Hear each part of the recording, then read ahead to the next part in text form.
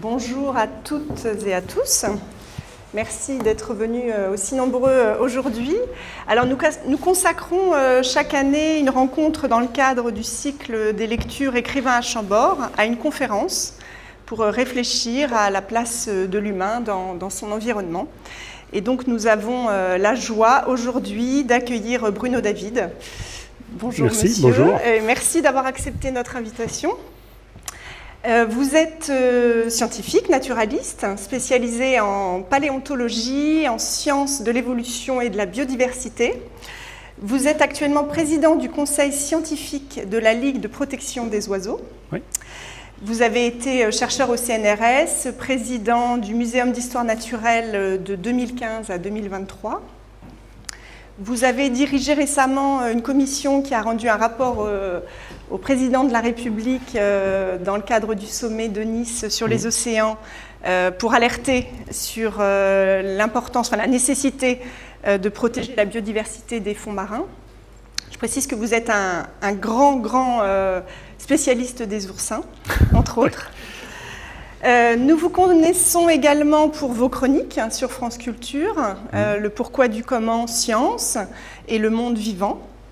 Et vous avez publié plusieurs ouvrages à destination du grand public, dont à l'aube de la 6e extinction, Comment habiter la Terre en 2021, dans lequel vous mettez en perspective les crises du passé avec la crise actuelle grâce à votre double formation de paléontologue et de biologiste.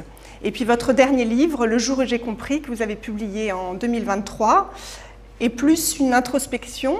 Vous revenez sur votre parcours et sur votre prise de conscience des enjeux environnementaux.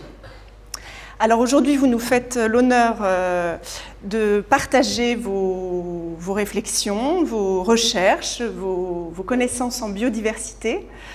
Ce mot biodiversité qui est souvent utilisé, mais qui n'est pas toujours bien compris. Donc vous allez nous en proposer aujourd'hui une définition complète et complexe. Et puis, vous avez préparé des lectures qui entremêleront cette conférence. Donc, je vous remercie infiniment et je vous laisse la parole. Je précise que la conférence lecture est filmée par TV Tour et que vous pourrez pourrez visionner cette conférence sur la chaîne YouTube du domaine du Château de Chambord. Les livres de Bruno David sont présentés par la librairie Lire et Écrire. Vous pourrez les retrouver tout à l'heure. Voilà, merci et je vous laisse la parole. Merci beaucoup.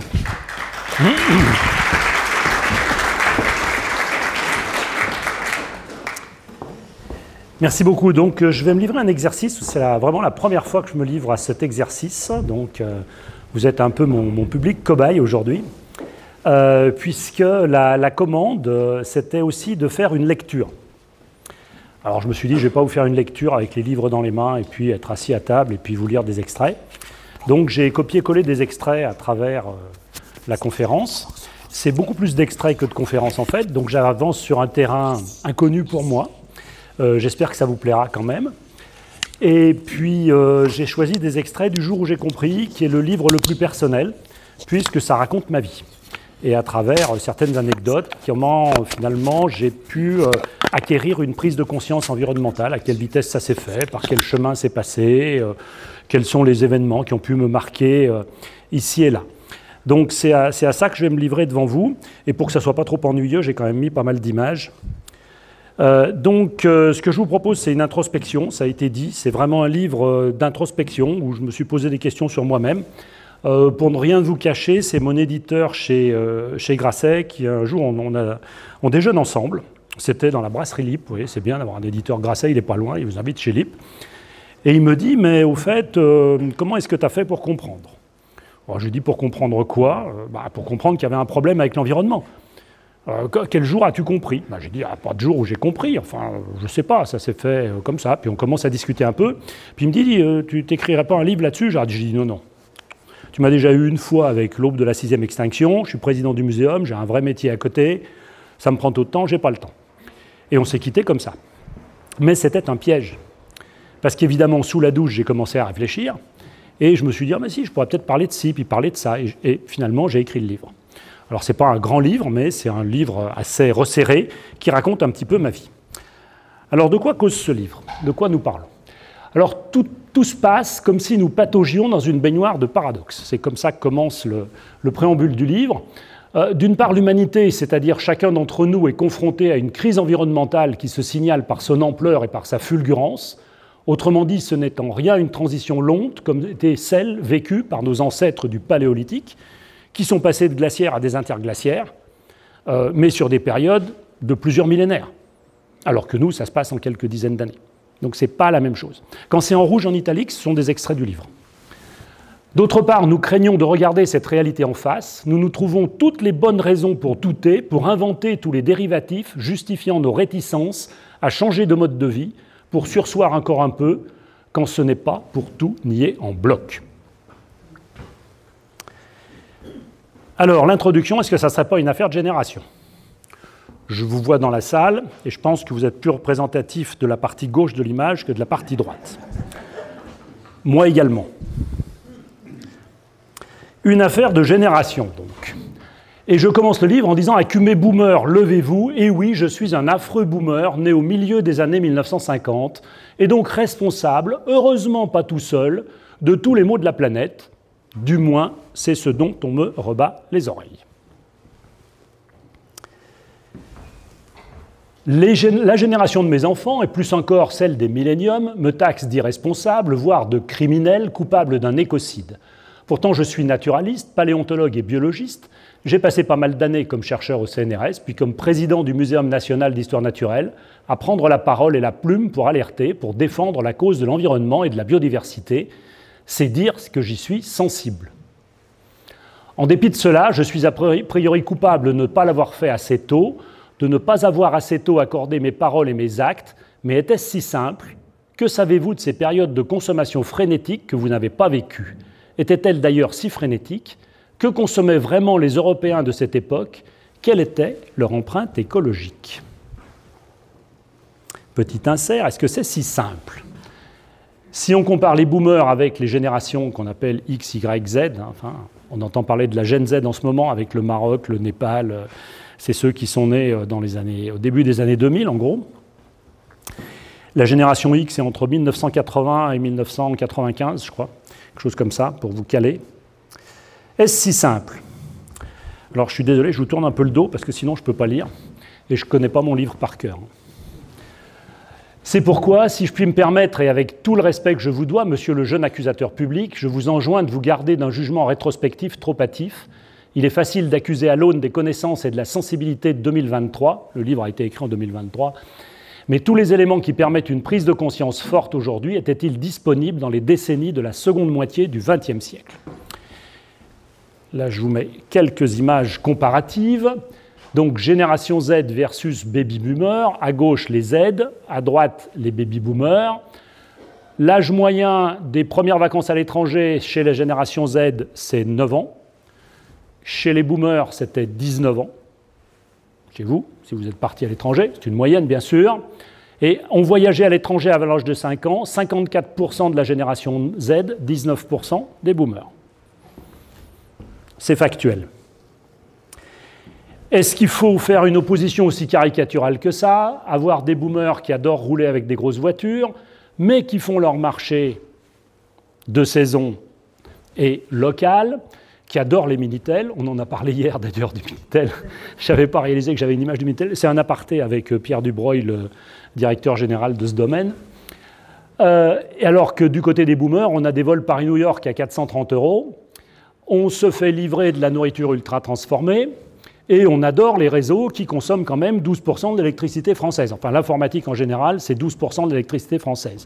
Sans penser que ça a quand même un impact fort. Donc si on fait ça en balance, un adolescent des années 70 avait une empreinte écologique bien plus faible qu'un adolescent des années 2020. Les jeunes n'aiment pas bien l'entendre, mais c'est factuel. Ceci dit, il ne faut pas non plus se prévaloir et dire « Oh non, mais t'es quand même beaucoup plus vertueux que vous », parce que si on avait eu les mêmes moyens que les adolescents des années d'aujourd'hui, on serait comporté pareil, sans doute.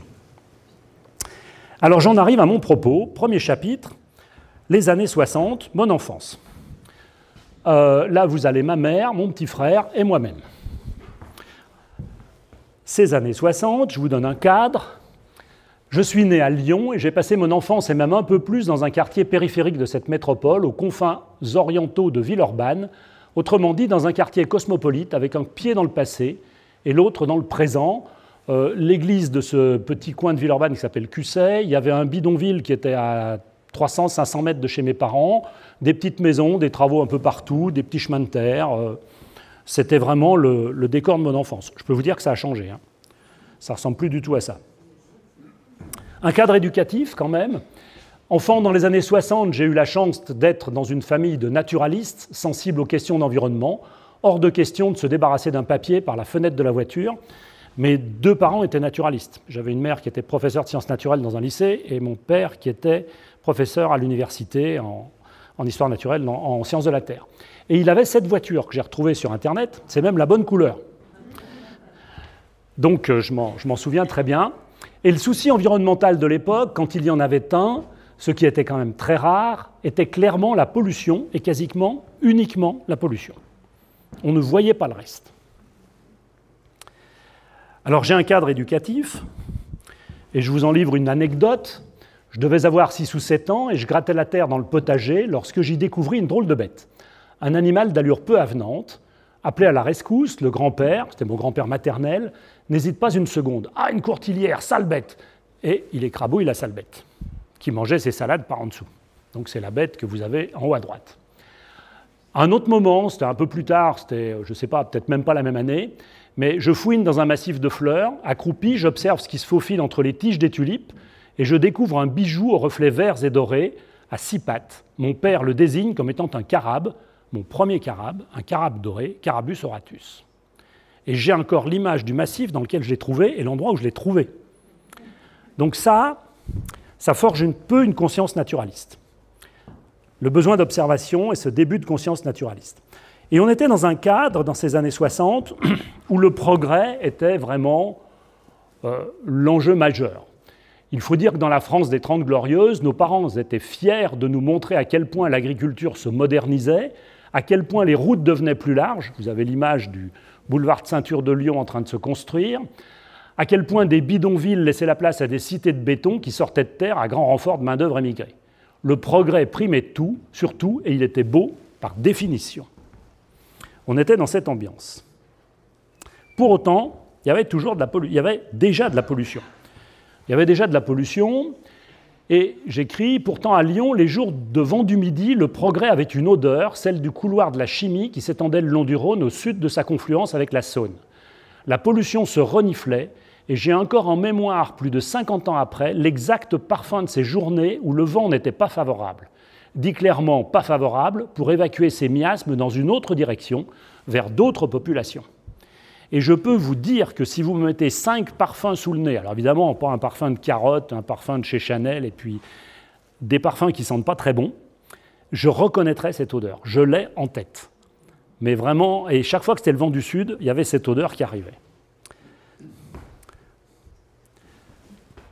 Et la pollution, comment alors ne pas être sensibilisé, oserais-je dire, éveillé à ces questions de pollution, dès lors que vos narines enfantines la détectent? Ce n'est pas moi sur l'image, hein. Vous en seriez douté. Je continue avec la pollution cette fois en Haute-Loire. Et je vais vous parler un tout petit peu de la Haute-Loire, qui était le lieu où vivaient mes grands-parents. Alors, transportons-nous dans le Massif central. La Loire, quand elle est encore une petite rivière à moitié sauvage, entrecoupant des zones calmes avec de petits rapides. Quelle était belle la rivière de mon enfance, celle de l'été finissant, lorsque je passais une dizaine de jours chez mes grands-parents maternels en Haute-Loire, dans le petit village de Lavoutte-sur-Loire. Donc là, vous avez une vue aérienne de ce village. Vous voyez la Loire qu'il traverse, l'amont est à gauche, l'aval est à droite. Vous avez un pont, et juste à gauche du pont, sur la rive gauche de la Loire, vous avez des petites maisons blanches, et une de ces maisons, c'était la maison de mes grands-parents. Donc on était vraiment juste à côté. Je regarde quand même l'heure qui défile. Et il y avait une pollution. Même dans ce petit village, il y avait de la pollution. Et la pollution, c'était un peu nous. Alors vous avez une image du pont, là, et à la nuit tombée, car il fallait rester discret et digne, tout le village se croisait furtivement sur le pont qui enjambait la Loire, et hop, les petits seaux à ordures déversaient leur contenu dans la rivière. Accompagner mon grand-père la nuit était un divertissement, sans que je n'y voie aucun mal. Le pont était plutôt sur l'aval du village et les poissons se chargeaient du nettoyage. La Loire était brave au point d'accepter nos déchets ménagers, et même pire, car il n'existait pas de collecteur des eaux usées et encore moins de stations d'épuration. Autrement dit, les égouts se déversaient directement dans la Loire. Alors certes, ce qu'on jetait dans la Loire, c'était des épluchures emballées dans du journal avec quelques os de poulet. C'était pas dramatique, il n'y avait pas de plastique. Mais néanmoins, ça partait quand même à la rivière. C'était comme ça. Et on ne se posait même pas la question, puisque tout le monde faisait pareil et de toute façon, il n'y avait pas de ramassage des ordures. Mais il n'y avait pas que ça. Il y avait également des pollutions plus industrielles. D'où cette image, qui est une image des tanneries d'une usine qui est au Puy-en-Velay, juste en amont de la Voûte-sur-Loire. Et j'écris « Je ne faisais que le pressentir, mais la Loire n'était pas resplendissante. Nos cannes en bambou se déployaient en amont du village. Seul au bon tableau, la belle rivière charriait régulièrement quelques paquets de mousse brunâtre, tout droit sortis des tanneries du puits. Jamais l'idée ne m'a traversé l'esprit que les poissons consommés le soir auraient pu être quelque peu chargés en chrome. En 2021, une enquête de Santé publique France révélait que tous les Français étaient contaminés aux métaux lourds. Maintenant, je sais d'où me vient une partie de ma dose. » Et je peux vous livrer une petite blague que j'aime bien mettre aussi dans certaines conférences. C'est un malade qui est chez le médecin et qui dit au médecin « Docteur, qu'est-ce qui va se passer si je n'ai pas mes 5 fruits et légumes par jour ?» Et le médecin, très docte, lui dit « Vous aurez une carence en glyphosate. »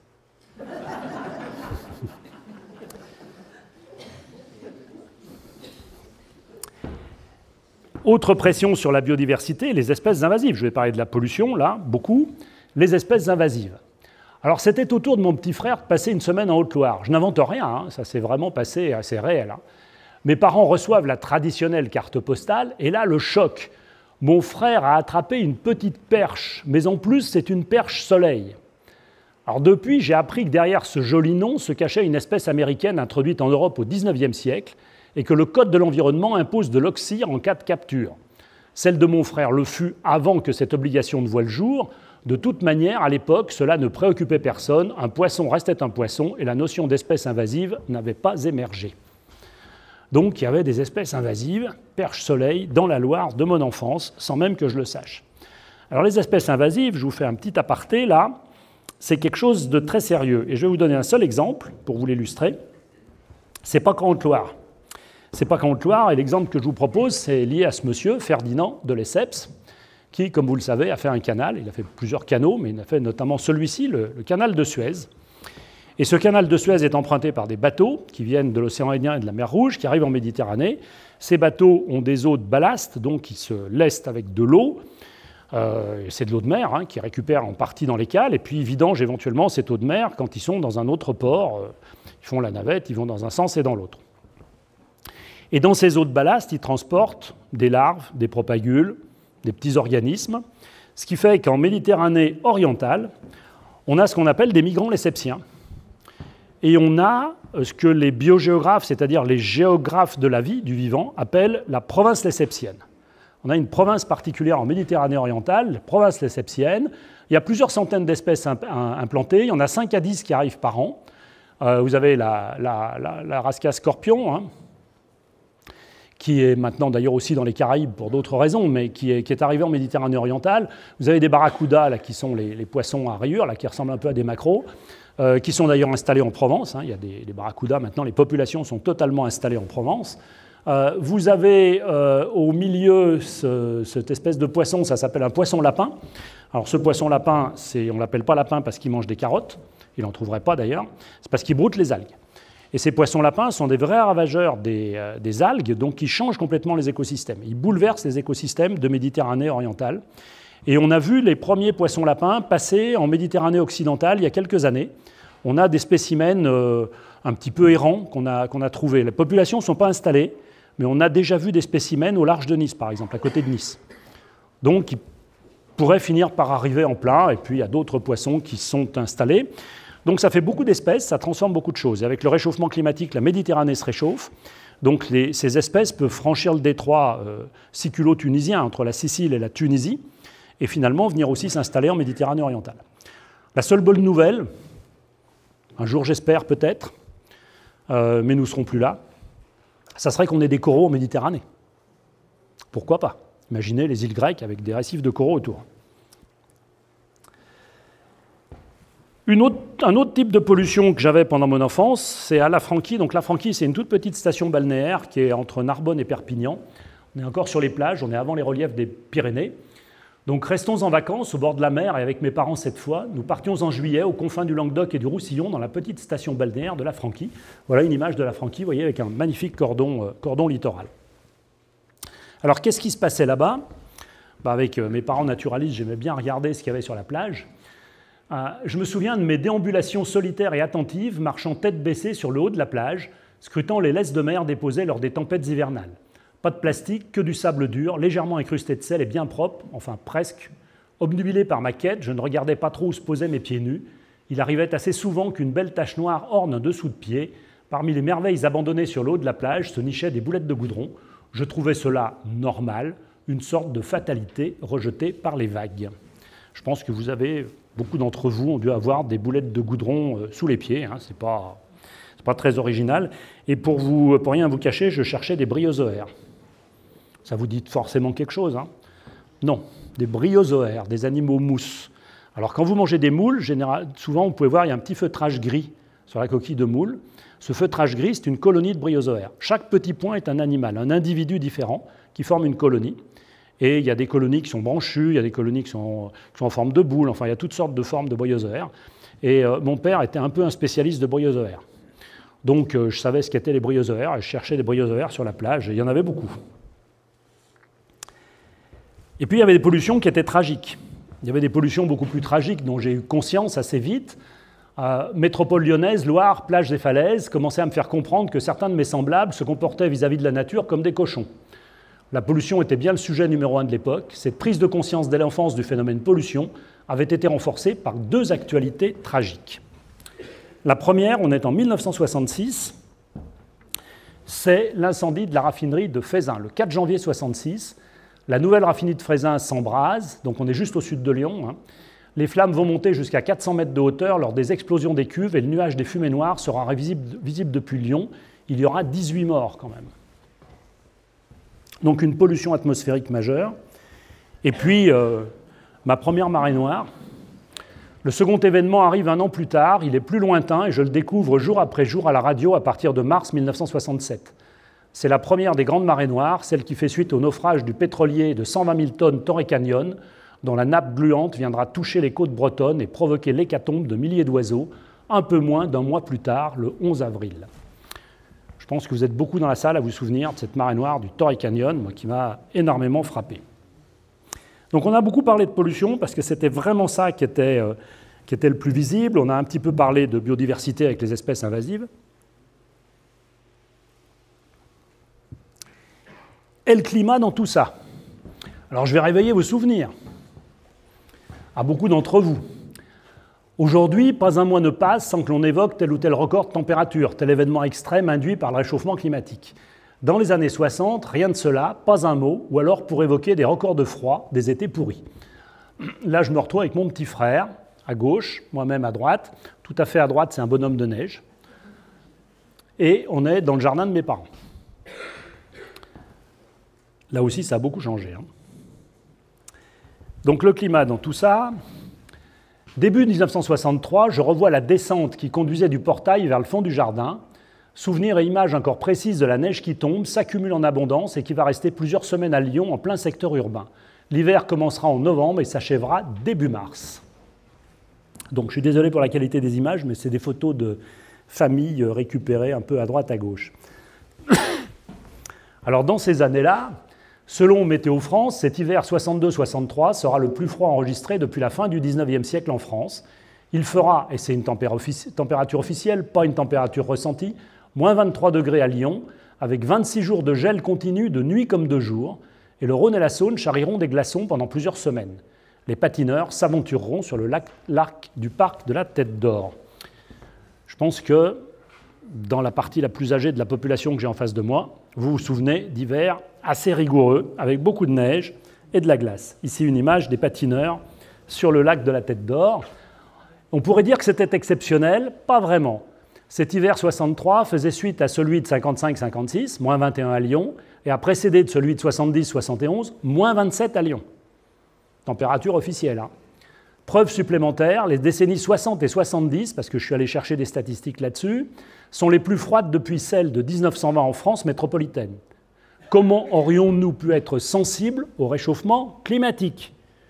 Si vous avez un de vos petits-enfants ou enfants de 18 ans qui vous dit « vous étiez complètement inconscient, vous n'avez même pas vu que le réchauffement climatique arrivait », c'était difficile. Pour le dire clairement, on se gelait. Alors, je voudrais là faire une petite incise et quitter le livre directement et faire un petit recul sur le climat. On a des constats bien connus, ça se réchauffe. Hein. Là, à gauche, vous avez une courbe de température depuis 1850 jusqu'à aujourd'hui, avec un standard qui est autour de la température 1950, je crois. Et puis là, vous avez des écarts par rapport à la normale. Donc, bon, c'est des trucs qu'on voit maintenant énormément. Mais si on prend du recul, qu'est-ce qu'on peut constater? Un peu une mise en perspective. Mise en perspective sur 12 000 ans. Ça nous met un peu de recul quand même. Alors sur 12 000 ans, c'est à gauche, aujourd'hui c'est à droite. Vous avez la courbe rouge, vous voyez, ça commence par un optimum climatique qu'on appelle à l'Holocène, vers 8 000 ans, ça refroidit un coup, ça remonte, vous avez la construction de la pyramide, la fondation de Rome, vous voyez, on est sur des périodes plutôt un petit peu chaudes. Vous avez le réchauffement, l'optimum climatique médiéval qui est tout à fait à droite pratiquement. Le petit âge glaciaire, c'est le creux. Alors ils ont dû le vivre ici à Chambord, hein, puisque ça était quand même assez mal chauffé ici, d'après ce que j'ai cru comprendre. 1709, le vin gèle dans les carafes à Versailles, à l'intérieur du château. Il fait vraiment froid. Mais c'est jamais que le petit creux que vous voyez là-bas, hein, on n'est pas du tout sur un glaciaire. Hein. Et puis vous voyez, la courbe s'envole, et aujourd'hui on est bien au-dessus de tout ça. Donc si on prend un recul de 12 000 ans, il y a eu des périodes froides, des périodes chaudes, mais globalement on est beaucoup plus chaud que tout ce qui s'est passé depuis 12 000 ans. Alors si on recule encore, disons, bon, on va reculer encore un peu plus loin. Alors si on recule un peu plus loin, on est sur les oscillations glaciaires-interglaciaires. Donc des périodes glaciaires où les glaciers alpins viennent jusqu'à Lyon, où toute l'Europe du Nord est couverte de glace jusqu'à l'Allemagne, la Hollande, la moitié de l'Angleterre est sous les glaces. Enfin, on a une énorme calotte de glace sur tout l'hémisphère nord. Donc c'est les parties creuses ici de cette courbe rouge. Là, on remonte sur 250 000 ans. Puis vous avez des pics vers le haut qui sont des interglaciaires où il fait assez chaud. Et vous voyez que le dernier interglaciaire, il est plutôt plus chaud qu'aujourd'hui. Il y a des moments où il a fait un peu plus chaud, si on remonte sur du passé autour de 120 000 ans. Et puis si on va encore plus loin, là, alors je vous emmène vraiment là, très très loin, sur 500 millions d'années. 500 millions d'années, c'est 15 000 fois plus vieux que nos ancêtres de Cro-Magnon à Lascaux. 15 000 fois plus. Donc on est au début de l'ère primaire. Et on a les oscillations du climat de la Terre.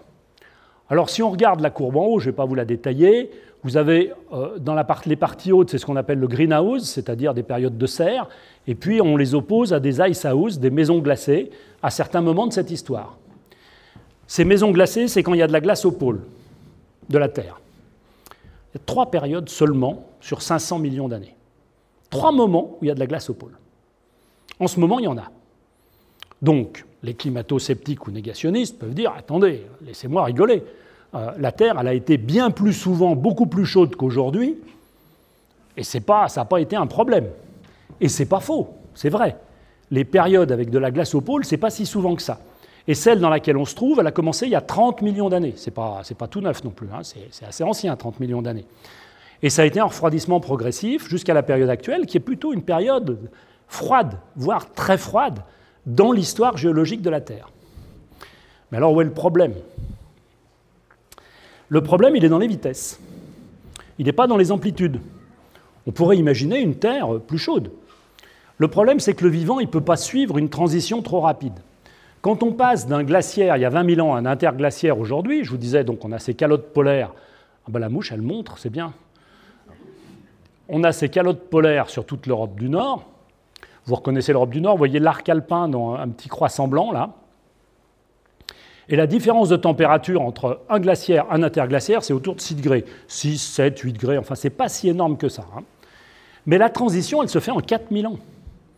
Vous sortez d'un glaciaire pour aller vers un interglaciaire en 4000 ans. Donc le réchauffement, il prend 4000 ans. Aujourd'hui, le réchauffement, il prend 100 ans, 150 ans. Donc la biodiversité en 4000 ans, elle a le temps de se déplacer, elle a le temps de s'adapter, enfin, les choses se passent bien. Le vivant, il peut suivre le rythme. Là, on impose au vivant un rythme qu'il est incapable de suivre. Si vous êtes sur un char à bœufs qui avance à 3 km/h, vous devez pouvoir sauter du char à bœufs sans trop de dégâts. Enfin, sans trop. Conditions qui ne sont pas trop hauts, enfin bon. Mais ça peut se faire. Si vous êtes dans un train lancé à 200 à l'heure, si vous sautez, ça ne va pas se passer pareil. Donc vous voyez bien que la vitesse a de l'importance. Et le problème majeur, c'est la vitesse. Parce qu'aujourd'hui, si on regarde les courbes, aujourd'hui, ça c'est une source de la NASA, il y a différentes courbes de température. En bas, on est plutôt dans les années fin 19e, début 20e. Et en haut, la courbe rouge en haut, c'est 2020. Donc la différence de température moyenne globale, elle est d'environ déjà 1,5 degré en 200 ans. Ça veut dire que c'est au minimum 5 fois plus rapide qu'une transition interglaciaire-glaciaire ou glaciaire-interglaciaire. On va 5 fois plus vite. Et la vie, elle ne peut pas aller 5 fois plus vite. Donc il y a un vrai problème. Donc si je fais le bilan maintenant de cette décennie enfantine, alors évidemment, ces dernières courbes, je ne les avais pas quand j'avais 8 ans. Hein. Qu'est-ce qu'on peut faire comme synthèse? Je vous ai mis à droite les 5 grands facteurs de pression sur le vivant. La pollution, l'occupation des espaces, le changement climatique, les déclins et les déplacements d'espèces et la surexploitation des ressources. Ces 5 grands facteurs de pression sur le vivant, tels que le définit l'IPBES, c'est-à-dire l'équivalent du GIEC pour la biodiversité. Ces 5 facteurs de pression principaux. J'ai mis en rouge la pollution parce que ça, je l'avais bien perçu, c'était un facteur qu'on voyait. Si on voulait bien le voir, on le voyait. Les autres, j'ai mis en jaune le déclin et déplacement d'espèces parce qu'il y avait la perche, soleil, bon. On pouvait pressentir qu'il y avait quelques petits problèmes, mais pas grand-chose. Pour le reste, tout allait bien. Hein. On ne voyait pas où était le problème dans les années 60. Donc au menu des pressions sur la planète, il y avait très loin devant les autres facteurs la pollution des eaux douces, la Loire, de l'air à Lyon, de la mer à la Franquie. Venait ensuite la biodiversité malmenée par la marée noire. L'usage des espaces était vu par le prisme des constructions périurbaines, mais sans véritable connotation négative, bien au contraire. Les sujets relatifs aux espèces invasives et au climat n'étaient pas du tout à ce menu, et c'était même quasiment l'inverse. Pour le climat, on avait l'impression qu'il faisait de plus en plus froid. Il faut que j'accélère un peu quand même. Hein. L'adolescence, les années 70. C'est vraiment moi. Hein. On change hein, quand même. Hein. Ça fait mal. Enfin, je ne sais pas si j'aimerais revenir comme j'étais dans ces années-là, à 18 ans. Alors, on se réjouissait de l'arrivée des autoroutes pour aller plus vite et plus loin. Moi, je me rappelle mon père qui disait « c'est génial, il y a plein d'autoroutes ». Enfin, il n'y en avait pas plein, d'ailleurs, il n'y en avait pas tant que ça. On admirait sans réserve André Turca aux commandes du premier Concorde, en haut à droite, en le comparant au Tupolev soviétique et au Boeing SST américain. Une douce euphorie et une foi dans le progrès technique et la croissance régnaient, même si la vie quotidienne était loin d'être rose pour tout le monde. Les limitations de vitesse n'existaient pas encore. Je n'ai pas de jugement de valeur, hein, là. Et le jour où j'ai compris qu'on grignotait des espaces, c'est quand j'ai vu aussi ce qui se passait dans mon quartier à Villeurbanne. Donc on rasait un certain nombre de choses, de vieilles maisons, on construisait des trucs comme ça, on installait des tas de choses à Lyon. Là, vous avez une image à Lyon en bas de la caserne de la Part-Dieu, qui est devenue le centre commercial de la Part-Dieu.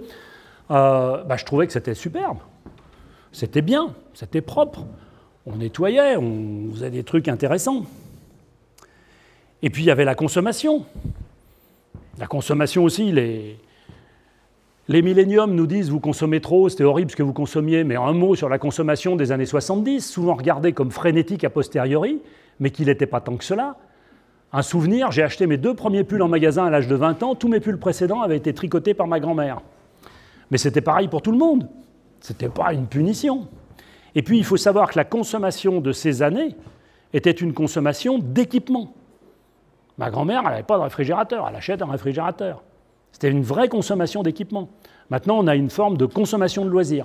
C'est-à-dire qu'on considère que l'équipement, il est dû et on rajoute une consommation de loisirs. Donc c'est quand même un peu différent. Côté climat, ça ne changeait pas grand-chose. Sur le front climatique, le rafraîchissement de la décennie précédente persistait et aucun signe avant-coureur n'apparaissait à l'horizon. Le fameux Solex me faisait arriver le matin complètement congelé au lycée, de début octobre à fin mars. Donc j'ai retrouvé une image du vélo Solex que j'avais avec la bonne couleur. C'est comme pour la voiture.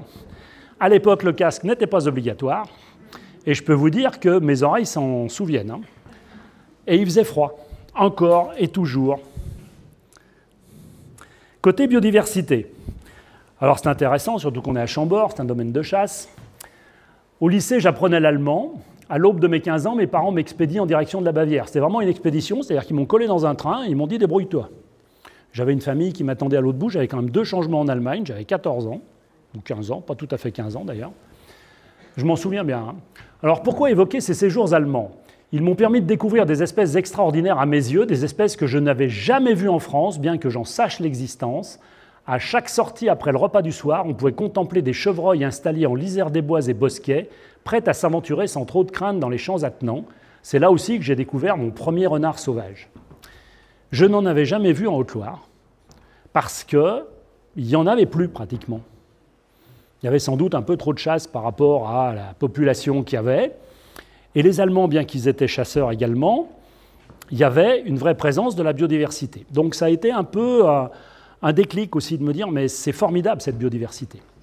Et ça m'amène à un autre encart, une autre incise, sur la biodiversité. Qu'est-ce que c'est que la biodiversité? Pour vous, la biodiversité, généralement, c'est ça. Vous êtes dans un paysage. Là, c'est un paysage alpin avec des épilobes. Vous allez regarder des fleurs, vous allez là vous balader dans le parc, magnifique parc de Chambord ou dans le domaine, et vous allez voir des espèces d'arbres, des espèces de buissons, de fleurs, de plantes, d'insectes, d'oiseaux. Si vous avez de la chance, vous verrez des biches, des cerfs éventuellement. Hein, on est allé en voir hier soir. Et vous allez regarder des espèces. Donc, généralement, ce qu'on entend derrière biodiversité, c'est combien j'ai d'espèces sous les yeux. Dans l'esprit des médias, dans l'esprit du public, c'est combien j'ai d'espèces. C'est ce que les scientifiques appellent la richesse.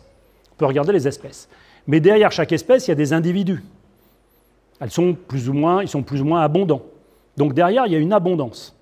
Combien j'ai d'espèces? Bon, dans cette forêt, j'ai des chevreuils et des cerfs, mais combien j'en ai? Ce n'est pas tout à fait la même chose. Je peux en avoir beaucoup, pas beaucoup, donc je peux compter des individus. Je peux zoomer puis regarder leurs gènes, la variation génétique. Qu'est-ce qu'ils sont? Quelle est la longueur de leur génome? Au passage, notre génome à nous, Homo sapiens, c'est 3 milliards de barreaux dans la molécule d'ADN. Vous avez l'escalier à Chambord, c'est pareil, c'est une molécule d'ADN, l'escalier de Chambord. Hein. Double hélice. Hein. Donc vous avez la double hélice, vous avez des barreaux, comme les marches de l'escalier, vous comptez 3 milliards. Nous, tout le monde dans la salle, on a tous un génome de 3 milliards de longueur. La tulipe, 34 milliards. 11 fois plus que nous. Moi, si j'étais une tulipe, je serais fier. Hein. Je prendrais tout de suite la longueur du génome comme métrique, en disant, bah, c'est quand même l'espèce qui a le génome le plus long qui est la meilleure sur Terre. Et là, Homo sapiens, laminé. Alors, je vous dois quand même une confidence, la tulipe, elle triche. La tulipe, elle triche parce qu'elle fait des photocopies de certaines parties du génome qui sont présents à plusieurs exemplaires. Mais c'est comme ça. Donc on peut regarder la longueur du génome en zoomant. On peut regarder à l'inverse les relations entre les espèces. C'est le schéma que j'ai mis en bas à droite, avec des interactions un petit peu dans tous les sens. Donc ça, c'est ça la biodiversité. Ces différents regards qu'on peut porter sur le vivant. C'est pour ça qu'on parle de biodiversité. Tous ces regards se complètent les uns les autres. Alors à l'époque, dans les années 70, ce qu'on voyait, c'était surtout la richesse, c'était le nombre d'espèces, c'est combien j'ai d'espèces sous les yeux. Et là, il y avait des signaux qui commençaient à être inquiétants sur la biodiversité. À l'inverse de mes émerveillements devant les renards et les chevreuils, je commençais à être informé du déclin de la grande faune africaine et des espèces emblématiques, et de ces espèces emblématiques. Le lien entre ces constats et nos actions de la vie quotidienne n'était pas fait, pourtant les musées d'histoire naturelle s'y mettaient aussi. Il y a du début de quelque chose dans les musées d'histoire naturelle. J'ai un souvenir très précis au musée d'histoire naturelle de Lyon, que les Lyonnais appellent le musée Guillemet, parce que c'est Émile Guillemet, celui qui a fait le musée Guillemet à Paris, qui a fait le même bâtiment à Lyon, parce qu'il était lyonnais d'origine. Et c'est dans ce bâtiment que le musée d'histoire naturelle s'est installé à partir des années 20. Il était installé dans ce bâtiment, et il se trouve que mon père en a été le directeur. Donc forcément, en étant gamin, ça m'a quand même un peu influencé. Donc mon naturaliste de père avait la charge depuis 6 ans de diriger le musée d'histoire naturelle de Lyon et de le faire vivre, demandait un fort investissement, en fait ils n'avaient pas un rond. Et un jour férié, sans doute le 1er mai, où à l'époque tout s'arrêtait, notre famille s'active dans une aile latérale de la grande salle pour installer la future exposition consacrée à l'environnement. On était en 1970. Vers la fin du parcours, un dispositif avait retenu mon attention, un cube de bois clair, caché dans le cube, un miroir incliné à 45 degrés, renvoyait l'image du curieux, accompagné de l'accusation « Voici le coupable ». Assez sommaire comme dispositif, mais moi, à l'âge que j'avais, à 13 ans, là, ça m'a marqué, et je me revois me pencher sur ce cube et je dis « C'est génial ce truc quand même, ça nous montre bien que Homo sapiens ne se comporte pas de manière parfaite ». Alors si je fais le bilan de cette décennie adolescente, on s'aperçoit, colonne de gauche, que la pollution, elle est toujours présente. L'occupation des espaces avec les destructions, les constructions, les autoroutes, ça commence à venir. Les espèces, c'est pareil, le changement climatique, zéro, la surexploitation, zéro. Donc ma prise de conscience tournait plutôt au ralenti, car hormis les atteintes dues à la pollution et le constat que certaines espèces, comme les renards et les chevreuils, n'étaient pas au rendez-vous, le monde, avec ses bons comme ses mauvais côtés, m'apparaissait stable. Je vous livre mon ressenti et on le partagera éventuellement après, et vous me direz les écarts aussi que vous avez. Ensuite, parcours classique, je deviens étudiant dans la suite des années 70, et là, il y a René Dumont. Il fait 1,32% quand même. 1,32%, c'est l'année de mes 20 ans. Georges Pompidou meurt, parmi les 12 candidats, un homme intrigue, il a 70 ans, des cheveux blancs, des lunettes à grosse monture et un pull rouge. Toujours un pull rouge. René Dumont, ingénieur agronome en retraite, est le premier candidat écologiste de l'histoire de France. Il passe pour un original, une sorte d'hurluberlu, prophète de la fin du monde, plutôt inoffensif et même amusant. Alors, ce n'était pas trop son discours qui m'avait attiré, j'étais encore un peu jeune quand même, c'était plus la manière de le porter, y compris ce fameux pull rouge. Alors, j'ai pas résisté, ça va peut-être un petit peu long, mais j'ai pas résisté au plaisir de vous montrer aussi ce texte à propos de la démographie. Alors, René Dumont, il a fait toute sa carrière à l'Institut national d'agronomie, l'INRAE aujourd'hui. Il est engagé politiquement, il prône un changement de modèle économique, il défend une décroissance démographique et fustige les politiques natalistes de l'après-guerre qu'il qualifie de lapinisme irresponsable. Nous sommes presque tous dans la salle des produits de ce lapinisme irresponsable. Il regrette la prolifération des animaux de compagnie, il critique notre alimentation surabondante, notre société de consommation, il dénonce la surpêche, les gabegies d'énergie et la prolifération des automobiles. Il était quand même assez précurseur, hein. Il faut quand même reconnaître. Hein. Alors, on peut tamiser, mais quand même. Hein. Et l'image de droite que vous avez, c'est 8 milliards d'habitants sur Terre répartis entre les différents continents. Et il y avait toujours la pollution, avec des événements dramatiques. Des événements dramatiques. Juillet 1976, en Italie du Nord, à Seveso, un réacteur chimique casse dans une usine du groupe Hoffmann-La Roche. C'est le bétail qui est mort et c'est la petite fille qui a le visage complètement massacré par la pollution. Il faut savoir qu'ils ont retenu l'information pendant pas mal de jours sans dire quelles étaient les molécules qui s'étaient échappées. Hein. Et ça a beaucoup retardé les secours et la prise en charge des gens qui ont été atteints. Donc il y avait une volonté quand même qui n'était pas terrible. Hein. Mars 2000... Non, c'est pas 2018. Non, ça ne peut pas être 2018. Il y a une erreur là.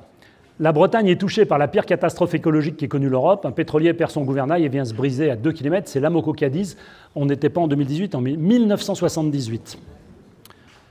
J'ai la date en tête maintenant. Alors la pollution, un problème. Ça, c'est vraiment une anecdote qui m'a traumatisé littéralement. Je suis à l'université en sciences de la Terre. Un de nos enseignants a obtenu la possibilité de visiter la raffinerie implantée à Fos-sur-Mer. La visite se termine dans le bureau spacieux du directeur. Notre hôte décrit les installations. Lorsqu'arrive le moment des questions, je demande « Mais toutes ces torchères, ces cheminées qui fument, comment traitez-vous la question de la pollution de l'air ?» La réponse arrive implacable « Il n'y a pas de problème de pollution, nous avons le Mistral ». Ce n'était pas de la naïveté, mais une forme de négationnisme écologique, une attitude qui donne la mesure de la prise de conscience environnementale des industries de l'époque. Et je m'en souviens encore, je revois où j'étais dans son bureau quand j'ai posé cette question. Et ça a été un choc. Je me suis dit, c'est pas possible. Et j'étais tout jeune encore, hein. J'étais étudiant, mais enfin j'étais encore vraiment tout jeune. Et ça donne vraiment une mesure de la technophilie qui régnait à l'époque. Il n'y avait pas de problème, il n'y avait que des solutions. Et il y avait d'autres craintes qui commençaient à se faire jour. Alors, si vous pensez que je focalise trop mes propos sur la pollution, c'est un regard du XXIe siècle, parce que c'était quand même le sujet majeur. 40 ans en arrière, c'était mon sujet de préoccupation environnementale, même si d'autres signaux commençaient à m'alerter. Le premier concernait la surexploitation des ressources, en particulier celle des forêts, et de manière plus nuancée, celle des poissons de l'océan. Beaucoup de gens pensaient que les poissons se reproduisaient tellement bien qu'il n'y aurait jamais de problème dans l'océan. Et il y avait le climat, toujours le climat. Et il faisait toujours aussi froid, ou presque. Les hivers se succèdent avec à chaque fois des vagues de froid. En 1978, on fait du ski à Paris. Vous avez une image. Il neige à Marseille et des épisodes neigeux iront jusqu'en avril. Le 1er janvier 1979, il fait -11 à Paris et on verra 80 cm de neige dans la Beauce. On relève une température de -19 à Caen, en Normandie. Les hivers sont longs, les printemps maussades et les étés plus souvent humides et frais que secs et chauds. Et pourtant, il y a une canicule. Vous vous en souvenez? 1976. Il y a une canicule. Depuis quelques années, on a tendance à s'imaginer que l'épisode de 1976 s'inscrivait dans une période de réchauffement que nous aurions négligée. La réalité est tout autre, car l'été 76 avait été une véritable exception dans cette fin des années 70. Aujourd'hui, on se réfère à 76, mais pourquoi pas à 75 avec des gelées blanches en pleine début juin et 15 degrés à Paris en juillet?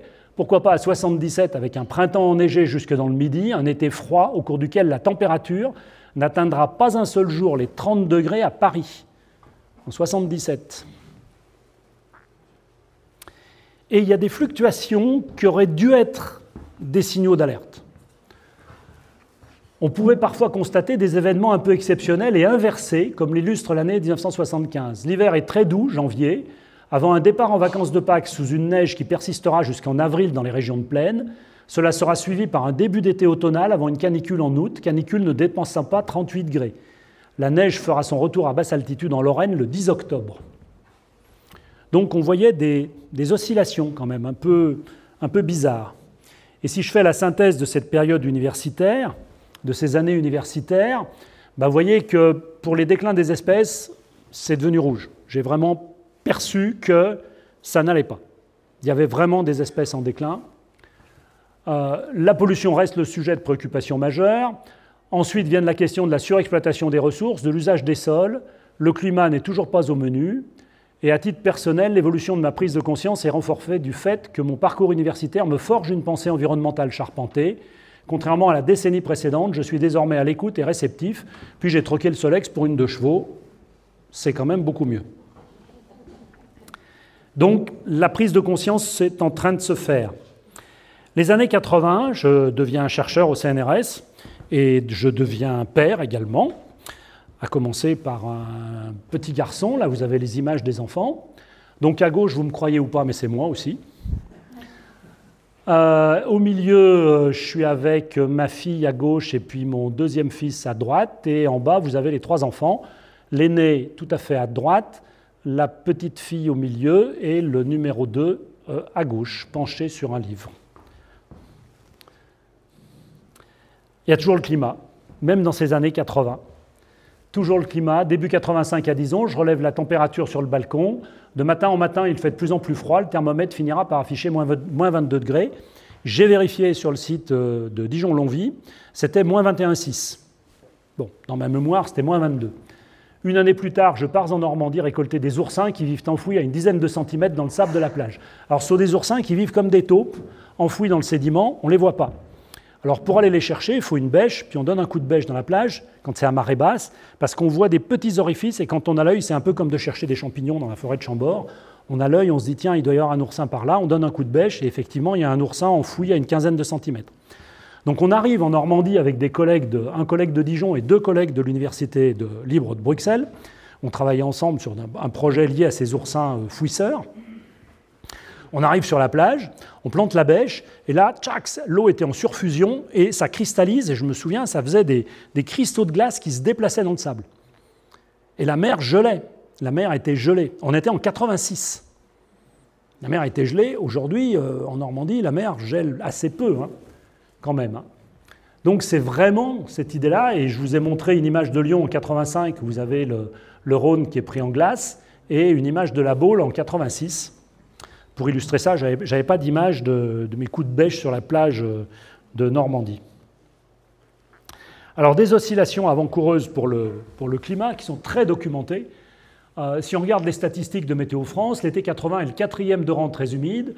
Le défilé du 14 juillet se déroule sous des trompes d'eau et ce mois est le moins ensoleillé depuis 1933 à Paris. Fin juillet, des gelées blanches sont observées dans les plaines de l'Est. Fin juillet. En juin 81, le présentateur météo d'Antenne 2 énumère les records de froid et des vagues de chaleur caractérisent les étés 82 et 83, les températures dépassant localement les 40 degrés. Donc vous voyez, on était dans un système qui aurait pu nous alerter, parce qu'on avait ces oscillations pas tout à fait normales. Alors une anecdote plus personnelle, là, que j'intitule « Mon grand-père avait raison ». Ces types d'alternance et d'oscillations entre des vagues de froid inattendues et des pics de chaleur conduisaient mon grand-père à énoncer « Avec toutes leurs fusées, ils vont finir par nous dérégler le climat ». Une manière bien à lui de mettre une cause derrière la sempiternelle formule « Il n'y a plus de saison, ma pauvre dame ». Il n'avait pas totalement tort, sauf que ce n'était pas le passage des fusées qui déréglait l'atmosphère, mais celui des voitures et camions qui circulaient devant sa maison. Avec le recul, on pourrait sans doute dire que ces oscillations étaient un signe avant-coureur, un avant-goût du dérèglement à venir. Donc mon grand-père avait raison. Une pollution un peu inattendue, là aussi une expérience personnelle pour mettre en perspective un petit peu toutes ces choses-là concernant la biodiversité. Au tout début des années 80, j'embarque à Brest pour 3 semaines d'exploration scientifique à bord du navire océanographique Jean Charcot. Donc voici une image, qui est le navire de l'Ifremer, qui était un des navires de l'Ifremer. On est parti de Brest en pleine tempête d'équinoxe en plus. On s'est fait remuer comme ce n'était pas permis au large de Brest. On était à 1000 km au large de Brest pendant 3 semaines. Et un des usages du bord consiste à se débarrasser des ordures en les passant tout simplement par-dessus bord. Vous avez bien lu, sur un navire scientifique affrété pour étudier l'océan, le contenu des poubelles suivait un chemin similaire à celui emprunté en Haute-Loire par celle de mon grand-père 15 ou 20 ans auparavant. C'était surprenant.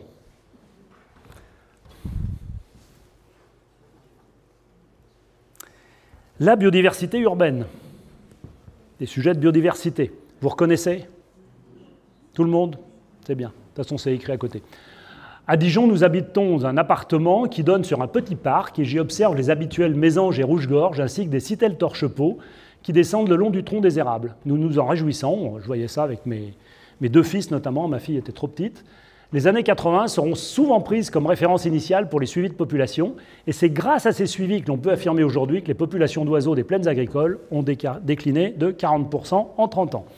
Démonstration par l'exemple. La Ligue de protection des oiseaux, le Muséum, le CNRS suivent avec exactement le même protocole différentes populations d'oiseaux dans l'ouest de la France et dans différents environnements. Les oiseaux des forêts, des milieux forestiers, c'est la courbe verte en haut, sont à peu près stables depuis une trentaine d'années. Ça oscille un peu, mais globalement c'est stable. Les espèces de milieux bâtis, les villages et les villes, sont en déclin de 30%. Et les espèces des milieux agricoles, moins 40%. Il n'y a pas une seule espèce qui se soit éteinte.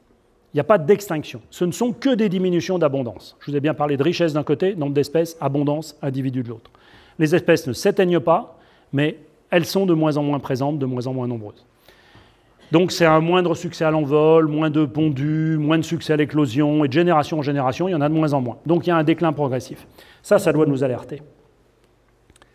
Je regarde quand même un peu où j'en suis. Donc la synthèse de cette décennie. Ma prise de conscience environnementale est de plus en plus affirmée. Je peux dire qu'elle est totale depuis de nombreuses années déjà sur les sujets de pollution, forte sur tout ce qui touche aux emprises et encore plus sur ce qui relève des atteintes directes aux vivants. Bon, les Croix-Rouges commencent à dominer. Période suivante, les années 90. Les nuages s'amoncellent. Et trou de mémoire, d'abord. La décennie 90 est riche de signes avant-coureurs que les homo sapiens occidentaux, anesthésiés par un optimisme bien enraciné, s'empressent de mettre aux oubliettes de l'histoire. Pourtant, avec un petit effort de mémoire, on finit par s'exclamer « Ah oui, c'est vrai, j'avais oublié ». Vous vous souvenez, le trou d'ozone, la vache folle, le sida, le naufrage de l'Erika, la crise de la morue, la première alerte du GIEC, les canicules estivales, ça vous dit quelque chose ? On a tendance à le passer sous silence. Mais il y a quand même des bonnes choses. Parmi les bonnes choses qui commencent à se dessiner, les parcs naturels régionaux développent leurs actions de protection. 5 nouveaux viennent s'ajouter aux 32 précédents.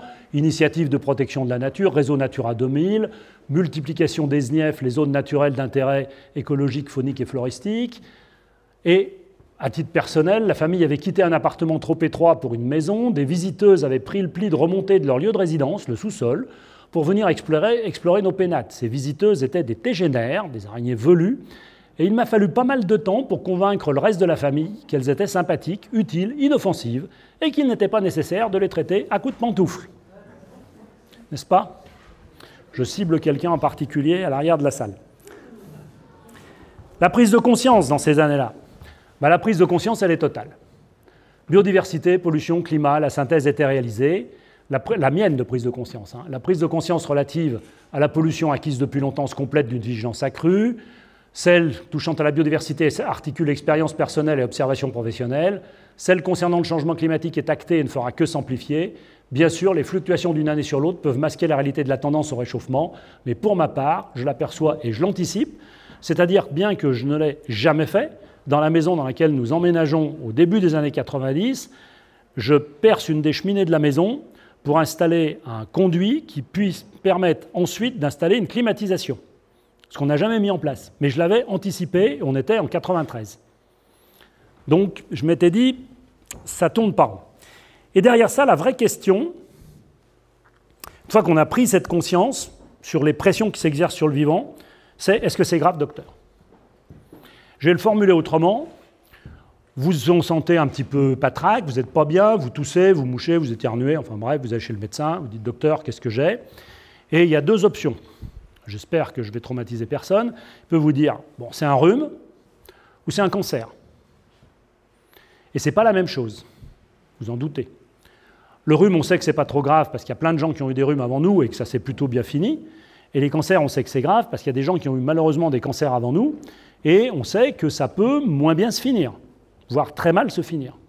Mais pour le vivant, c'est pareil. Il faut se poser le même genre de questions. Ce n'est pas une image que je vous donne, c'est vraiment la manière rationnelle de poser la question. La manière rationnelle de poser la question pour le vivant, c'est de se situer sur une trajectoire et de regarder si on est sur la trajectoire verte d'un rhume ou sur la trajectoire rouge d'un cancer. Et où est-ce qu'on est sur la trajectoire et à quelle vitesse on se déplace sur la trajectoire. Le seul moyen de le savoir, c'est de se référer au passé géologique de la Terre, encore une fois, et de regarder dans les crises anciennes de ce passé géologique de la Terre comment la biodiversité a traversé ces crises. Quels étaient les facteurs de crise, comment ça a fonctionné, et comment la biodiversité a été affectée et jusqu'à quelle ampleur. Alors si on fait le bilan de tout ça, je ne vais pas vous le développer parce que là pour le coup je serais vraiment trop long, je vous fais la synthèse. Le diagnostic, désolé, c'est un cancer.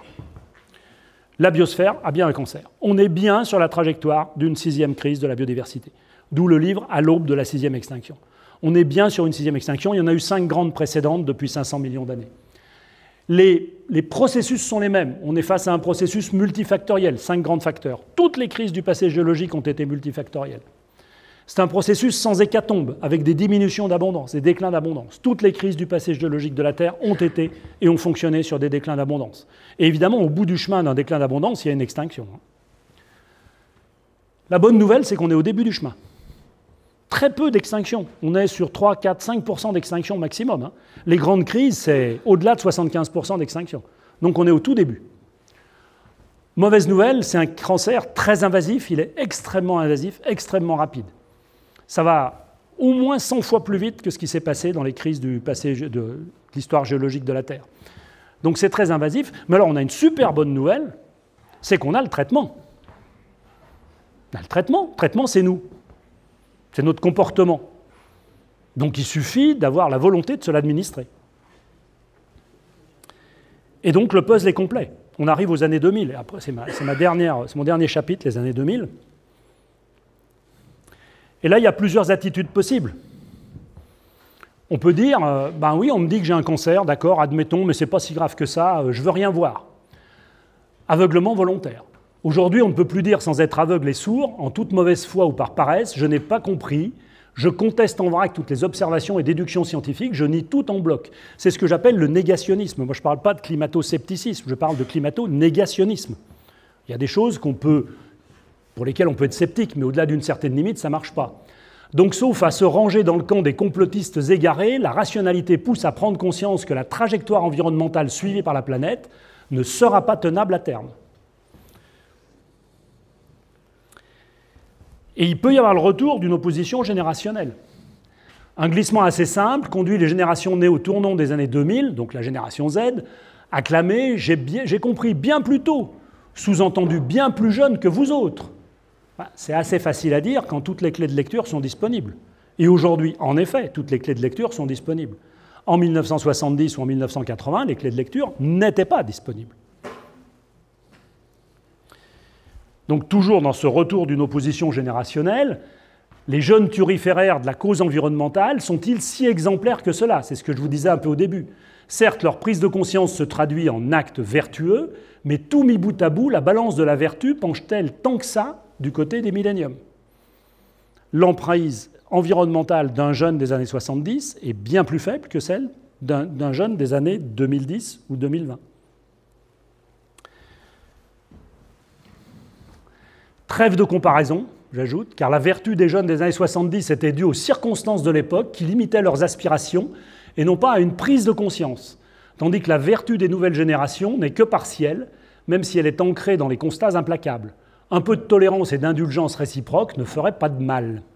Donc je vous ai mis cette belle image, je trouve que c'est bien. Il y a la génération boomer, génération X, Y, Z, et maintenant la génération alpha, c'est ceux qui sont nés après 2010. J'ai découvert tout ça aussi, parce que faut intégrer.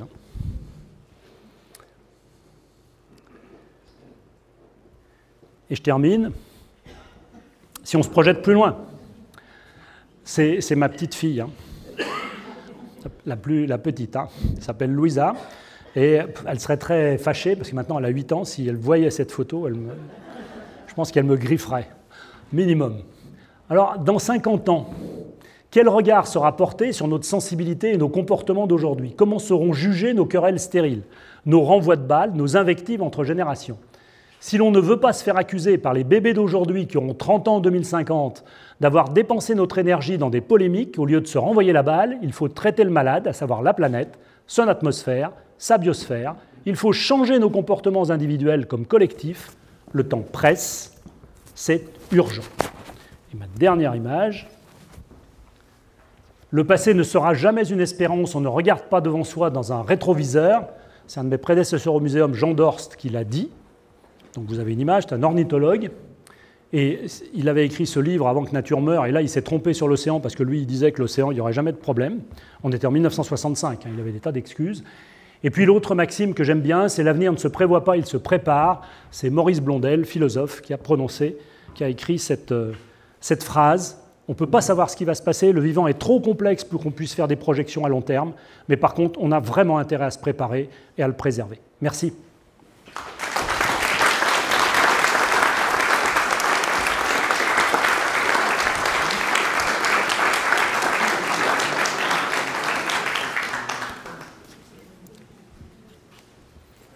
Merci, je vais reprendre le micro. Celui-là, il doit fonctionner. Il marchait. Voilà, excusez-moi. Merci beaucoup. Non, ça ne marche pas. Celui-là, il marche. Bon, c'est pour passer le... C'est le temps des questions. Bon. Je vais essayer d'en faire marcher un autre. Merci. Le temps des questions, donc je vais vous laisser la parole. Merci, bonjour.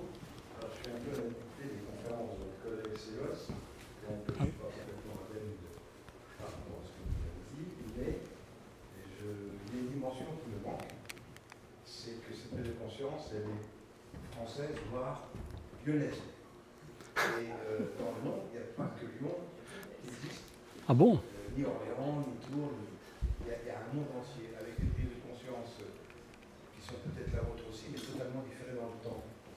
Ça paraît être le plus gros problème. Qu'est-ce que vous en pensez? Et comment... il ne suffit pas de sensibiliser même 66 millions de Français pour que les choses changent. Oui, alors je sais pas si ça fonctionne, ça. Je ne suis pas certain.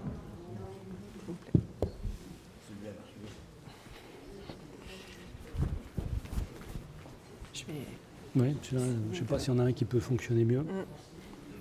Oui, je peux me réfugier derrière une pirouette, c'est-à-dire que la première réponse facile, c'est de vous dire, bon, on m'a demandé un exercice autour du livre Le jour où j'ai compris, et le livre Le jour où j'ai compris, ça raconte mon itinéraire et ma prise de conscience environnementale, contextualisée, mais elle est forcément avec un prisme en grande partie lyonnais, puisque j'ai passé mon enfance à Lyon, et donc j'ai insisté plus sur les années de mon enfance que les années suivantes. Donc forcément, il y a une déformation, je suis totalement d'accord avec vous. Ce n'est pas un livre qui avait une vertu de tout balayer non plus. Si je vous renvoie au livre précédent, à l'aube de la 6e extinction, il est plus général, il est plus généraliste. Et là, il traite de questions à une échelle mondiale plus large. Et effectivement, là où je vous rejoins, c'est que la prise de conscience, elle n'est pas la même partout. Il y a des populations qui sont dans une situation sociale, économique, qui font qu'elles aspirent à se développer. Et c'est assez normal. Et c'est assez normal parce qu'on regarde les choses de manière moyenne également à l'échelle de la planète. Et dans cet autre livre, j'ai appelé un chapitre les deux curseurs, le curseur de pression environnementale et le curseur démographique. C'est à la fois combien on est et quelle est la pression moyenne qu'on exerce. Alors la pression moyenne, ça ne veut pas dire grand-chose parce qu'entre Elon Musk d'un côté et puis un pauvre Africain de l'Ouest de l'autre, ce n'est pas tout à fait la même pression environnementale. Donc on voit bien qu'il y a des disparités énormes. C'est ça qu'il faut qu'on arrive à résoudre d'ailleurs. C'est ça qu'il faut qu'on arrive à résoudre le mieux possible, mais on ne peut pas continuer en étant de plus en plus nombreux et en ayant une pression moyenne qui augmente. Il y a un moment donné où ça coince. Donc, comment résoudre l'équation? J'essaye de l'expliquer dans ce chapitre. Je pense que la question du nombre que nous sommes, ça touche vraiment à l'intime de chacun et on ne va pas dire, à part de tomber dans une dictature mondialisée, à combien d'enfants on a droit de faire. Ça me paraîtrait extrêmement dangereux. Et puis d'un autre côté, il faut qu'on attire quand même l'attention sur les populations qui consomment le plus, de la manière la plus frénétique, pour qu'elles essayent de consommer un peu moins, voire franchement moins, quitte à ce que d'autres populations consomment, elles, un peu plus. Mais il va falloir qu'on résolve ce double problème, ces deux curseurs, à la fois démographique d'un côté et pression environnementale de l'autre. Le curseur démographique, il peut se réguler tout seul. J'ai eu pas mal de discussions avec Hervé Lebras, que je connais bien, le démographe, qui dit on sait à peu près combien on sera en 2050, parce que les bébés qui auront eux-mêmes des enfants en 2050 sont déjà là.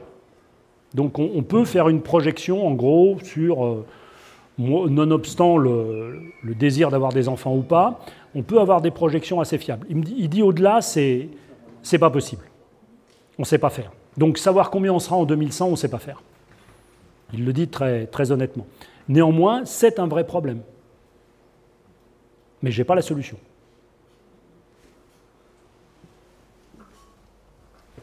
Merci pour cette belle conférence. Non, je crois que ça ne marche pas. Moi, je m'interroge. Ça ne marche pas. Non. Je ne sais pas pourquoi, il y a 3 micros, il y en a qu'un qui marche. Il y en a qu'un qui marche. Ouais. Merci. Merci pour cette belle conférence. Je m'interroge plusieurs années par rapport à ce changement climatique, et en particulier concernant les changements de courant du Gulf Stream. Oui. Si vous pouvez nous en parler. Merci. Merci. Alors, oui, c'est vrai qu'il faut que je prenne celui-là. Bon, je ne touche plus les autres. Oui, c'est un exemple classique. Bon, on voit très bien qu'on a une planète qui est en train de se réchauffer. Sauf à être aveugle ou vraiment négationniste, comme je le disais, la planète se réchauffe, c'est une question de thermomètre, ça se mesure. C'est éventuellement compliqué d'avoir une température moyenne de la planète, mais on arrive à le faire quand même, plus ou moins. Il y a des marges d'erreur, des marges d'incertitude quand on essaie de se projeter. Et puis il y a des choses qu'on maîtrise moins bien.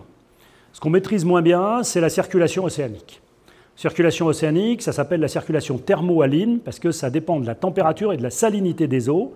Plus les eaux sont salées et plus elles sont froides, plus elles vont être denses, plus elles vont avoir tendance à descendre. Juste petite information.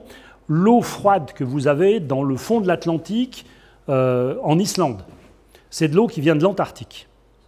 L'eau de fond de l'Atlantique, jusque dans l'Atlantique Nord, c'est de l'eau antarctique, parce qu'elle s'est énormément refroidie en Antarctique, elle a plongé sur d'autres eaux et elle tapisse le fond de l'océan, elle est entre 2 et 4 degrés.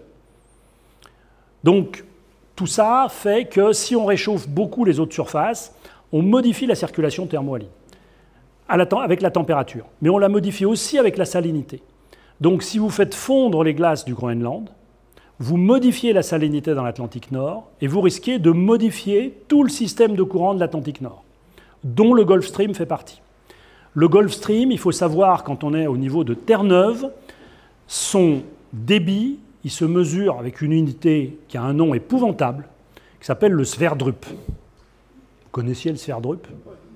Non. C'est un savant, je ne sais plus s'il est suédois ou danois, enfin c'est un nom scandinave. Et il a défini une unité qui est 1 million de mètres cubes par seconde. Un Sverdrup, c'est 1 million de mètres cubes par seconde. En gros, c'est tous les fleuves du monde réunis. Un Sverdrup. Le Gulf Stream vers Terre-Neuve, 100 Sverdrup. L'équivalent de 100 fois tous les fleuves du monde réunis. Donc on voit bien que si on dérègle légèrement ce truc-là, si on passe de 100 à 80 ou à 70, vous changez le climat en Europe.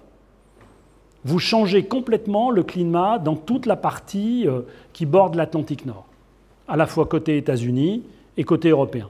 Et vous refroidissez l'Europe. Et ça, c'est difficilement prédictible, parce que la fonte du Groenland, on voit bien que ça fond, mais les modèles qu'on peut faire disent la vitesse de fonte du Groenland, c'est de l'ordre de 1 siècle ou 2.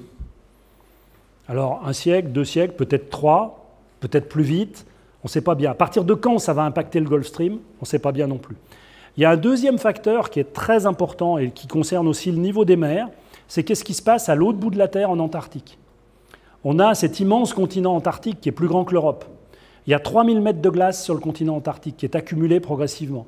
Mais ce continent est un désert, c'est-à-dire qu'il ne neige pas sur ce continent. La nivosité, ce qui tombe en neige, c'est infime, c'est pire que le Sahara en pluie. C'est très très très peu. Si vous changez le régime climatique et que vous faites plus neiger sur le continent antarctique, au lieu de déstocker de l'eau douce, vous allez stocker de l'eau douce. Donc vous allez faire baisser le niveau des mers. Donc vous changez aussi le régime des courants. Et ça, tous les gens qui travaillent là-dessus disent « on ne sait pas ce qui va se passer ». On est incapable de le prédire. C'est ce qu'on appelle un bilan des masses. Qu'est-ce qui arrive plus vite dans la mer ? Avec le réchauffement qui fait qu'il y a des fluages, donc des glissements de grands fleuves de glace qui font 50 km de large, qui arrivent dans la mer et qui relarguent finalement de l'eau douce en mer, légère accélération du fluage, plus de stockage en amont sur le cœur du continent, on ne sait pas. On ne sait pas modéliser. Donc, on verra peut-être au fur et à mesure, mais en tout cas, c'est très difficile de modéliser. Ça ne rend pas optimiste. Mais je n'ai pas d'autre réponse.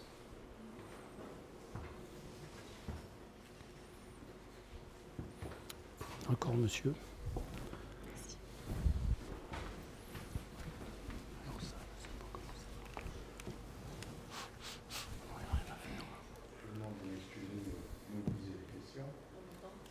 Rapprochez le micro, s'il vous plaît. Rapprochez le micro. J'interviens une deuxième fois, relativement à ce que vous venez de dire. Est-ce que des mesures, des simulations macroscopiques dont étaient courants à Arrhenius, est-ce qu'on ne peut pas dire que le relargage global de carbone qui a été effectué, ça se mesure, on le connaît. Ah mais ça oui, ça c'est autre chose. C'est du carbone qui était enfoui. Donc il intervient massivement dans les fibres.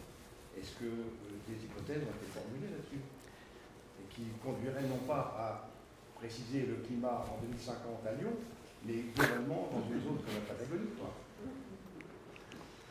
Parce que ça, on sait mesurer ce qu'on a envoyé à l'atmosphère. Oui, oui. On sait d'où ça vient, on sait ce qui manque. Et est-ce qu'il n'y a pas des modèles macro j'entends. qui pourraient donner des pistes?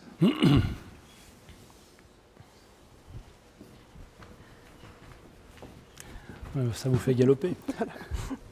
Oui, alors bien sûr, il y a des modèles climatiques. Alors vous savez très bien, je pense qu'on a plus ou moins tous vu ces modèles climatiques où on voit les relevés de température jusqu'à aujourd'hui, puis après on a des modèles avec différents scénarios, 8.5, 4.5, 2.5, enfin on a différents scénarios et on voit les différentes enveloppes possibles, les scénarios possibles liés à ces différents scénarios. Alors déjà on a des incertitudes, vous voyez qu'il y a des incertitudes plus ou moins grandes et que même pour des modélisations de simple température, si j'ose dire, ça reste assez compliqué. Si vous rajoutez à ça la pluviosité ou la nivosité, vous compliquez encore les choses, vous ajoutez de l'incertitude.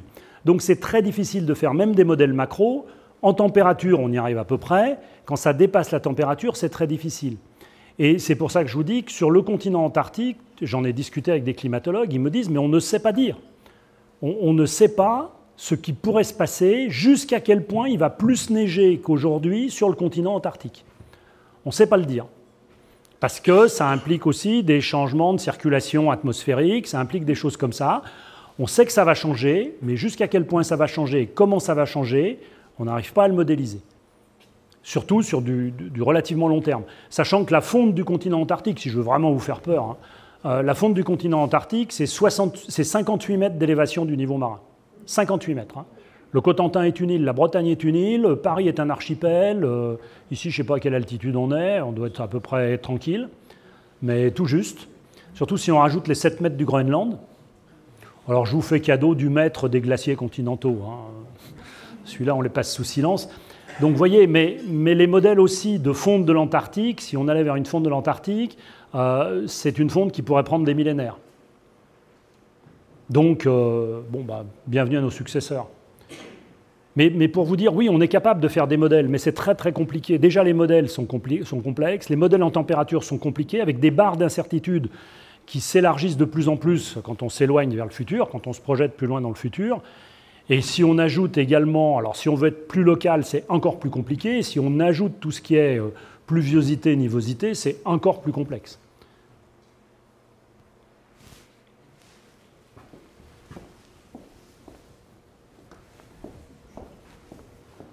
Merci. J'ai lu un article disant... J'ai lu un article disant que dans 1 million d'années, la Terre n'existerait plus. Ah non. Et qu'on cherchait déjà le moyen de faire partir les humains.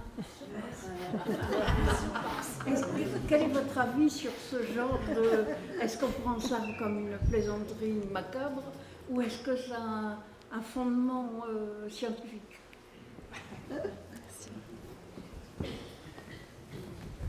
Alors, d'abord, 1 million d'années, c'est demain, à l'échelle géologique. Donc, dans 1 million d'années, la Terre sera là. Il n'y aura pas forcément des Homo sapiens sur la planète, mais il y aura la Terre et il y aura de la vie sur Terre. J'ai aucune inquiétude sur la persistance de la vie sur Terre.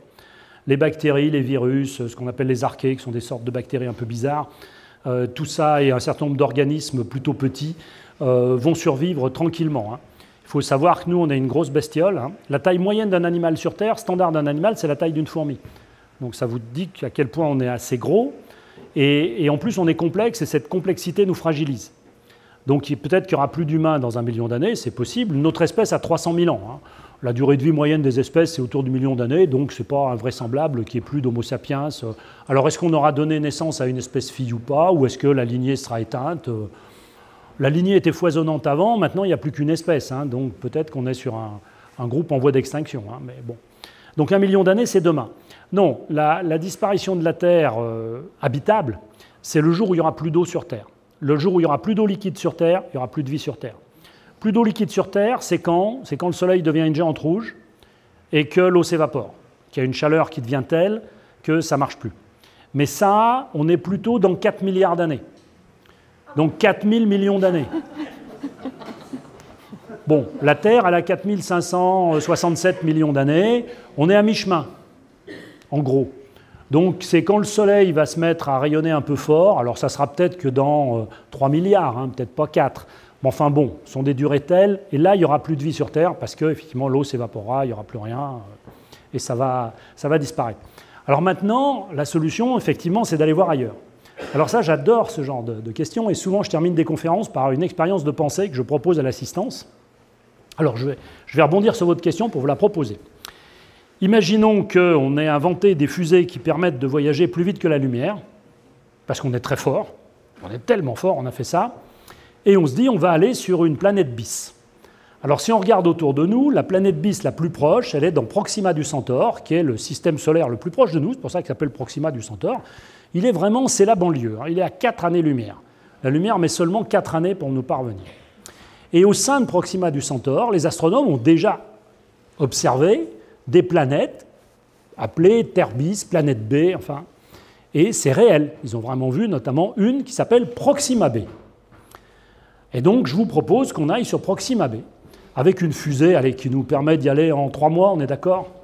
Vous partez pour 3 mois, là? On part dans Proxima B, on s'embarque dans notre fusée tous ensemble, c'est super. Alors, au lieu de mettre 50 000 ans, comme avec les fusées actuelles, on y va en 3 mois. Et on arrive vers Proxima B. Proxima B ne tourne pas sur elle-même, donc il y a une phase chaude, une phase froide, au milieu une bande tiède. Évidemment, on se pose dans la bande tiède. On n'est quand même pas débiles. On ne va pas non plus ni se geler, ni se brûler. Et on a vérifié que la composition de l'atmosphère de Proxima B, 21% d'oxygène, 79% d'azote, enfin, quelques gaz rares, c'est super, tout va bien. On peut respirer. Proxima B, en plus, c'est bien, elle est un peu plus grosse que la Terre, elle fait 1,7 fois la masse de la Terre. Donc c'est plutôt bien, il y a un peu de place quand même, c'est plutôt une bonne nouvelle ça. Ah oui, mais 1,7 fois la masse de la Terre, c'est-à-dire que la pression atmosphérique, c'est 1,7 fois la pression atmosphérique qu'on a ici, et par conséquent, on a des difficultés respiratoires, nos muscles respiratoires ben, on est obligé de forcer pour respirer parce que la pression est telle que nos muscles ne sont pas tout à fait suffisants. Hein. On a une fenêtre physiologique d'adaptation qui est vraiment adaptée à celle-ci de Terre. Hein.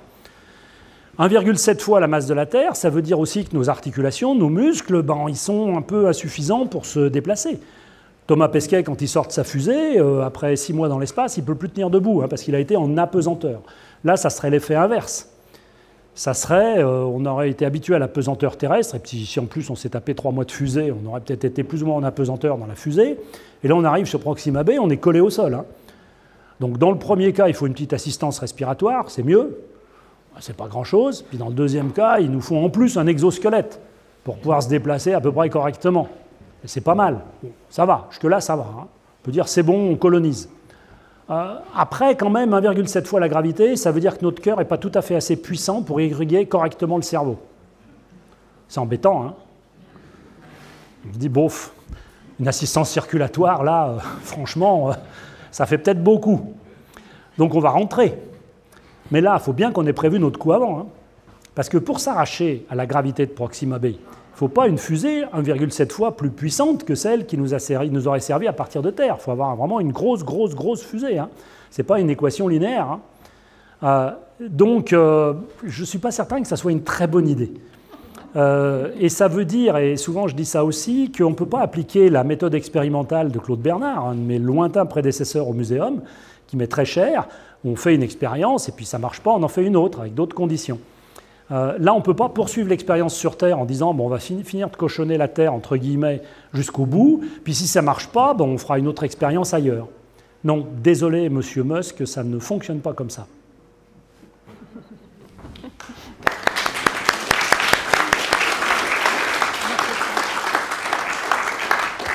Eh bien, merci beaucoup, Bruno David. Je vous propose de poursuivre les échanges autour d'un verre de l'amitié. Vous voulez bien rester pour une séance de dédicace? Bien sûr, pas de problème. Voilà, et je vous donne rendez-vous pour la dernière rencontre de l'année 2025, dans le cadre du cycle des lectures écrivains à Chambord, donc le dimanche 2 novembre, et nous recevrons la romancière Julia Deck, qui est lauréate du prix Médicis 2024 pour son roman Anne d'Angleterre. Voilà.